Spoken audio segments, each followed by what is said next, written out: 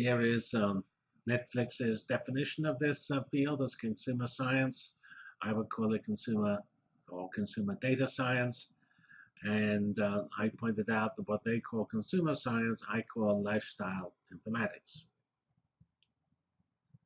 Um, so how do you do this? Well, you have a hypothesis, and I have a nifty algorithm, or I have an unusual collection of data, putting two or more pieces of data together, and that particular choice will increase the in this case here the member of Netflix engagement with the site, and that's important for keeping the user tactically happy and also making the user continue to be a Netflix customer. So you have these two slightly competing goals.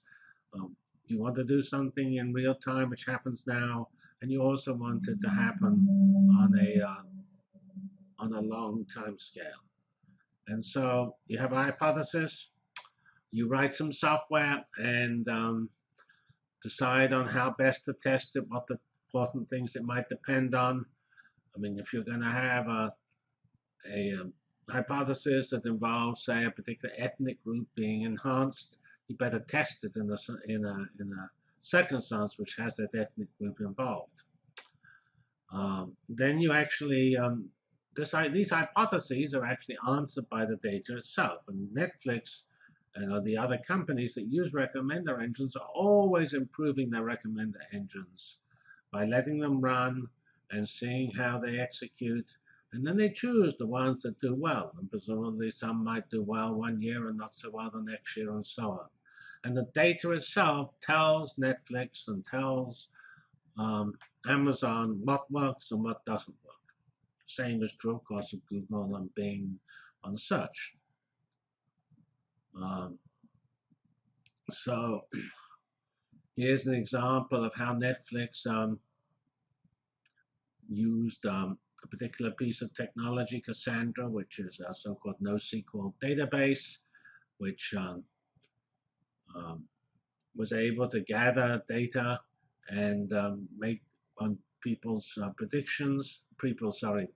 interests in movies, and it allowed it to predict that a movie I'm not familiar with called House of Cards would be a success for it. And so this was an example of quantitative recommender systems being used to motivate the business model of this company.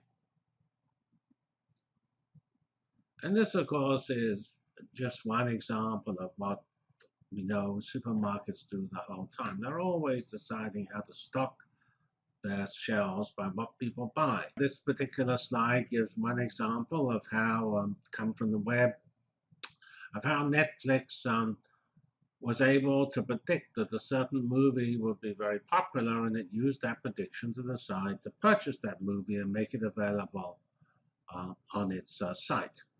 And this is not related to how people stock supermarket shelves, for example, except it is not looking at what people did in the past and using that to make certain they have that capability available now.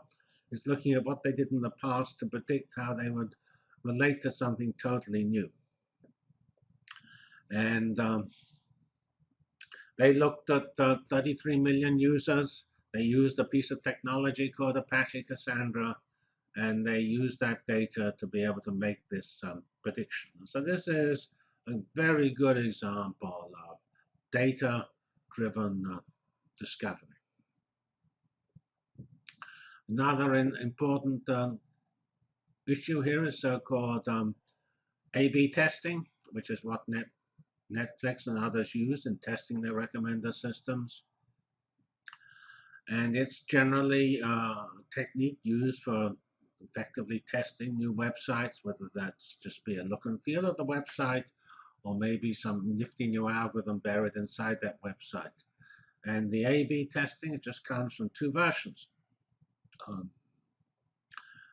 You have a version which has the new algorithm in it, which is version B, and then version A is the old algorithm. And you basically look at the performance of the new algorithm compared to the old algorithm.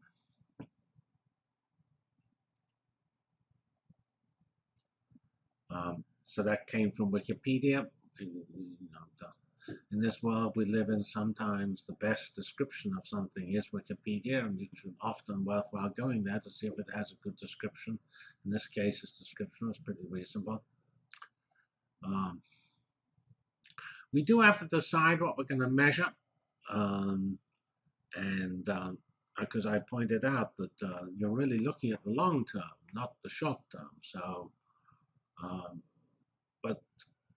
so that's an important part of the so-called experiment, how you do this test. And it points out here that in Netflix, we have multiple different places it's done, the testing is done, and they involve, the new technology is involved on many thousands of Netflix customers. And because Netflix is so big, they can be testing many different ideas at the same time. And as they say, this means that your decisions on a product are always data-driven. They're not driven by the hunch of a particular product manager within Netflix. And here it again stresses what I've said many times already. There is not always the short term and long term are not always a good criterion. For instance, if you're looking at clicks might mean that what you were providing was dreadful, so people click to get away, in which case those people will not come back. So what counts is the long-term user satisfaction. Do the people involved with this new technology spend more money and watch more movies at Netflix?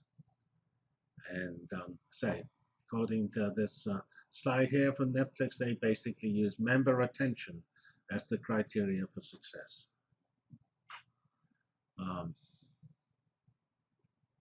So they can actually produce